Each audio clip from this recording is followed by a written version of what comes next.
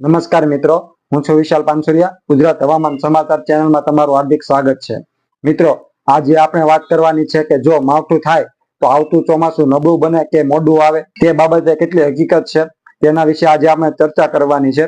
પરંતુ તે પહેલા ચેનલમાં જે પણ મિત્રો નવા હોય તે નીચે સબસ્ક્રાઇબના બટન પર ક્લિક કરી ચેનલ સબસ્ક્રાઇબ કરી લેજો, જેથી હવામાનની સૌથી પહેલા અપડેટ તમને મળતી રહે. મિત્રો, હમણાં છેલ્લા 4 દિવસથી રાજ્યમાં અલગ અલગ વિસ્તારમાં જોરદાર માવઠું ચાલી રહ્યું છે અને ઘણા વિસ્તારમાં 2.5 ઇંચ સુધીનો પણ વરસાદ જોવા મળી ગયો છે. હવે મિત્રો, ચોમાસા પહેલા જો આટલું જોરદાર માવઠું જોવા મળે તો સ્વાભાવિક રીતે આપણા મનમાં એ સવાલ આવે કે આ માવઠાને લીધે આવતું ચોમાસું નબળું તો નહીં બને ને, કે આવતું ચોમાસું મોડું તો નહીં આવે ને.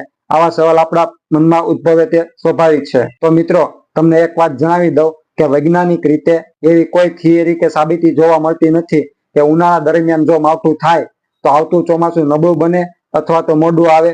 તે બંને વચ્ચે કોઈ પણ સીધી રીતે સંબંધ ધરાવતું નથી. મિત્રો, ચોમાસું તેના અલગ પરિબળો ઉપર જ કામ કરતું હોય છે, જેમ કે અલ નીનો, આયોડી, એમ જેવા લાંબા ગાળાના તથા ટૂંકા ગાળાના પરિબળોના આધારે ચોમાસાની ચાલ રહેતી હોય છે.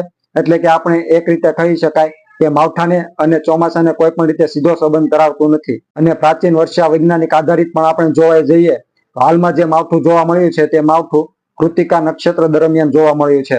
અને પ્રાચીન વર્ષા વિજ્ઞાન મુજબ જો કૃતિકા નક્ષત્રમાં કોઈ પણ વિસ્તારમાં છાંટા પડે, માવઠું થાય કે વીજળીના ચમકારા પણ થાય તો તે આવતા ચોમાસા માટે સારા સંકેત ગણવામાં આવે છે કે જેનાથી આવતું ચોમાસું ખૂબ સારું રહે છે.